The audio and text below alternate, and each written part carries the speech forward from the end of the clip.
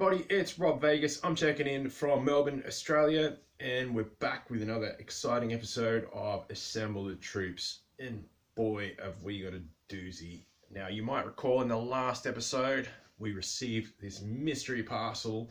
Well, it wasn't really a mystery, but we received this parcel full of accessories and weapons, swords, and everything for the G.I. Joes. And it's fantastic, like, believe me.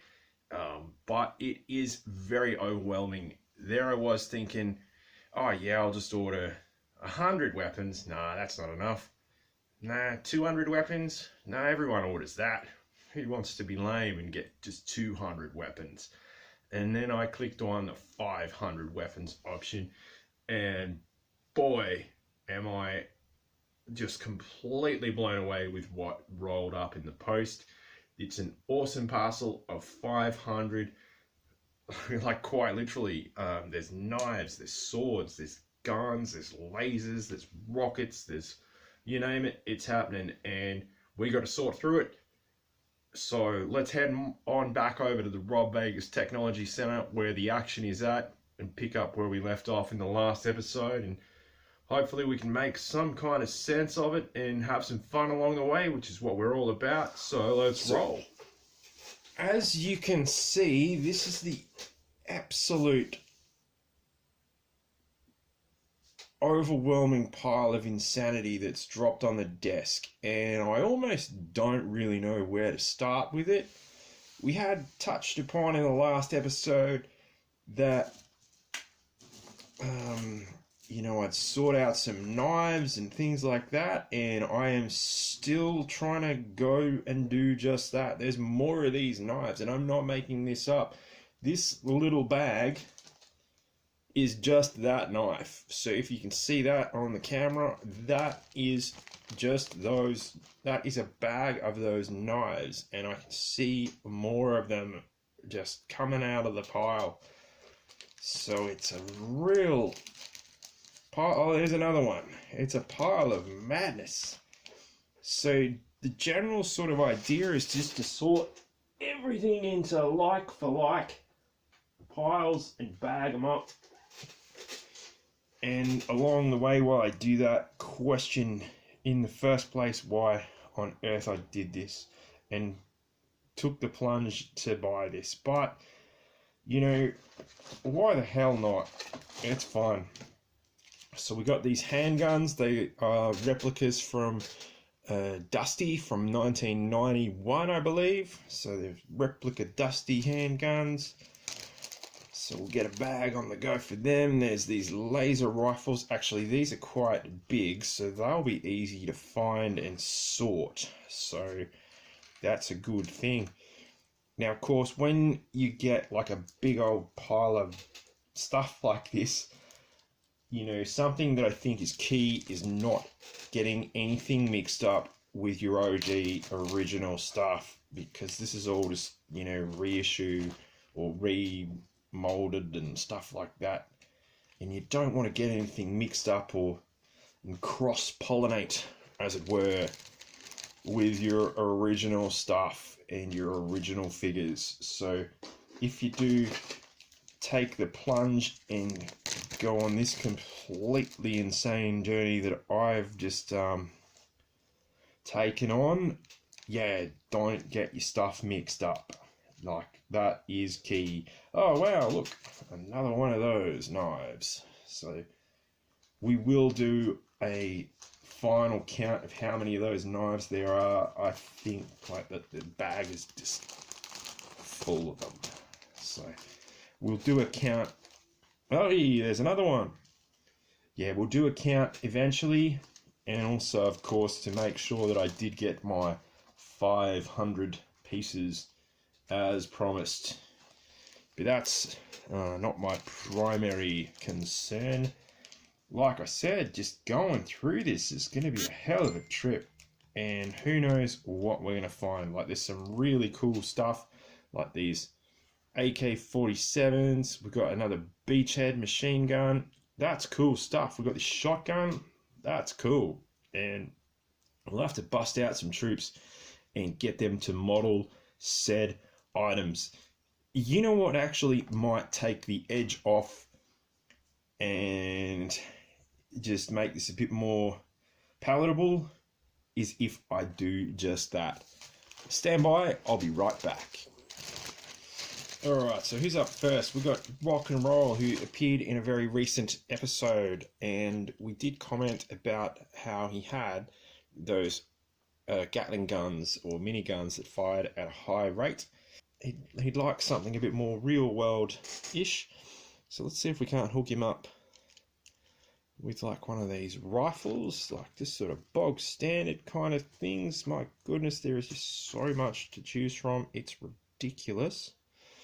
So why not this nice, pretty sensible looking submachine gun sort of thing. It's got a silencer on it, I think, or a suppressor. Weapons experts, please let me know in the comments below. So Rock and Roll, he's going to rock that look, so good on him. Thank you, Rock and Roll, for getting involved in today's video. And let's see who we got next. Rock and Roll, don't look down. Turn that frown upside down. Next up, we've got Colonel Courage, who famously came with some bright green weapons. And he says, hey, I'm a colonel and I'm a pretty courageous guy, but can't I get some sensibly coloured accessories and weapons, please? So we're going to hook him up with this shotgun, which he'll be able to express his levels of courage with, which is what we'd like. So good job, Colonel Courage. Keep up the courageous work. Next up, we are going to bring on our friend Heavy Duty. Heavy Duty famously came with a big weapons system, like that had rocket launchers and miniguns and all sorts of stuff on it. So he was really loaded for bear and had, you know, a lot going on. But at the end of the day, he just was like, hey, can I just get like a simple machine gun, like a rifle? You know, I just want to keep it pretty simple, do my duty. And he's going to do just that with this very stylish machine gun and bayonet combo. So, Heavy Duty's keeping it low key. Next up, we've got Mace from 1993, and he's also a bit under the weather because, of course, if you do recall, he came with some absurdly coloured weapons as well. And he just says, hey, could they have just kept it pretty simple for me? I'm an undercover specialist. Why can't I just have like something pretty simple and pretty subtle, like a nice little pistol that I can use? Maybe I can pistol whip some people for information with it. Whatever it is he likes to do. But there we go. Mace is a happy chap now, which is what we want. It's what we're striving for on the show. So Mace is hopefully going to be a happy man. And of course, someone who wasn't too happy on the Cobra side is, of course, the 1993 Viper reissue, who came with some bright red madness equipment. And he was like, if only they could have given me a nice silver little machine gun number and kept things pretty simple. So let's hook him up with this. Do you reckon he'd prefer a black one or something in black? Oh, that's pretty cool. There we go. He's rocking that look.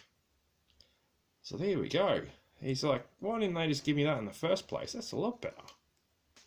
Who else we need to hook up? So we've also got the Flak Viper, and he says, I'm pretty cool, but I've been copping a lot of flack because I have a bright blue rifle, which is quite ridiculous, and the bayonet, we're still waiting for an explanation on that. He's got his rocket launching backpack as well, which is really cool. But you know what would have been his style? Maybe if he too had one of these AK-47 facsimile kind of things, he would have said, hey, that's like one of the most reliable weapons in the world, you know. Apparently you can hold them underwater or something like that and they still work. I don't know. But if anyone is a weapons expert out there, by all means, let me know in the comments below. And of course, we've got Firefly from 1991 or 2, from what I recall. And famously, he came with this, which is a great looking piece, but it's in bright green. So wouldn't Firefly be delighted if he just got reunited with his original little machine gun, which is what we're going to do here today, because I'm pretty sure that's the one that he came with back in the 80s when you got your original Firefly figure. So good job, Firefly, thank you for that. You can just stand over here in the background. Sorry, there's not a lot of room at the Technology Centre today. We are completely, as I said, overwhelmed by this stuff, which is absolute madness. That's part of the fun. So we've got this big pile of stuff to go through. Yeah, I've posed the guys with these bits today in order just to, you know, have some fun and take the edge off sorting through the madness.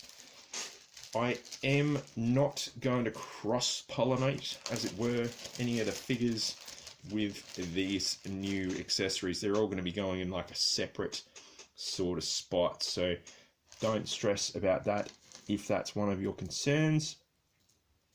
It is one of my concerns, because I want to keep the original stuff separate, and the you know, this madness, oh hello, this madness, let's keep it all to itself in another spot.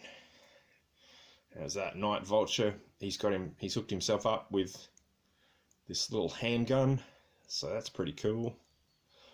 Yeah, so as I said, everything stays separate.